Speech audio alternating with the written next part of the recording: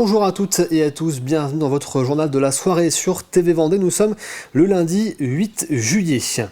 Avant de développer l'actualité, on vient de l'apprendre, un incendie a eu lieu cet après-midi dans une salle de sport dans la commune de Sainte-Cécile. 67 personnes ont dû être évacuées. Il n'y a pas de victimes. 22 sapeurs-pompiers ont dû être mobilisés. Le feu désormais éteint. On commence avec le Tour de France et ses jours de repos pour les coureurs. Aujourd'hui, le premier depuis le grand départ en Italie. Le coureur de la formation Total Énergie, Anthony Turgis, en a profité pour nous donner quelques nouvelles après sa victoire hier lors de la 9e étape à Troyes. Une étape durant laquelle il a su manœuvrer pour prendre la bonne échappée et régler le sprint en petit comité. Un beau cadeau pour le manager de l'équipe Jean-René Bernaudot dont c'est l'anniversaire aujourd'hui. On a eu pas mal de maladies et de malades, des chutes, donc ça ne nous a pas forcément avantagé. On a mis du temps à mettre en route, mais voilà, on ne s'est pas démobilisé. On est arrivé peut-être petit à petit, mais voilà, on a vu sur un chemin de France, on était très solide et puis ça nous a mis en confiance. Là, le tour, c'est que la continuité et puis je pense qu'il y aura encore un après-tour. Je pense que ça a déclenché beaucoup de choses. Il reste quand même pas mal de jours de course sur le Tour de France, donc c'est sûr que quand on dit maintenant c'est bon, c'est que du plus, c'est vrai, mais on va essayer de continuer comme ça dans cette démarche-là qu'on a commencé le Tour de France, puisque c'est la bonne qui marche. Un mot sur le baccalauréat 2024. Les résultats étaient donnés aujourd'hui. Une petite pensée pour les 6840 candidats vendéens dans les filières générales, technologiques et professionnelles qui attendaient avec impatience le regard tourné vers la suite de leur cursus. Félicitations d'ailleurs à tous les lauréats. Et nous ne manquerons pas de vous donner le taux de réussite pour les vendéens, mais pour cela, il faut attendre la fin des épreuves de rattrapage. Les salariés en début de contrat ou en période d'essai n'arrivent pas à se loger au Sables d'Olonne. Pour remédier à cette problématique, l'agglomération a mis en place 21 bâtiments modulaires permettant de proposer 42 logements de 20 mètres carrés. Un loyer de 500 €, charges comprises. La location sera directement gérée par l'employeur. Le but est de donner un coup de pouce à ceux qui démarrent dans la vie active. Kim Bastard a pu les visiter. Thierry est en période d'essai au sein de l'entreprise Olean. Au moment de s'installer au Sables d'Olonne, il a rencontré des difficultés pour se loger. Depuis début avril, il habite dans un de ces modules, loué par son entreprise. Une solution inespérée pour ce conducteur de bus. Ce sont des logements qui sont pratiques pour les salariés. Certes, c'est petit, mais par contre, il y a tout le confort. Il y a une machine à laver, on peut se faire à manger, c'est confortable, c'est bien isolé. Sincèrement, on s'y sent bien. Ouais. Initié par l'agglomération, ce dispositif permet aujourd'hui à 4 entreprises locales de loger certains de leurs salariés dans ces modules pensés par l'entreprise Cossu. Cette dernière s'occupe de fabriquer, meubler et installer les préfabriqués avant de les louer aux entreprises. Alors le logement, il a été construit comme une maison ossature bois.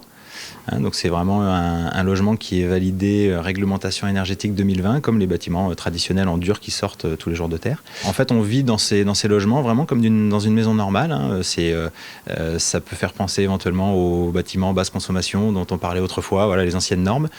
Donc c'est un confort de vie de maison normale. Un service clé en main pour les entreprises locataires et propriétaires, car même si elles sous-louent les logements, elles n'ont pas à s'occuper de la gestion locative. On avait un jeune qui est venu pour un poste de barman chez nous. Effectivement, au bout de 15 jours, il y a eu un désengagement de sa part, donc on a été obligé de s'en séparer. Et à ce moment-là, c'est Cossu qui s'était chargé effectivement de faire libérer le logement puisqu'il était assujetti au contrat de travail. Pour l'heure, 8 modules sur 21 sont installés sur un terrain mis à disposition par la ville pour une durée de 5 ans.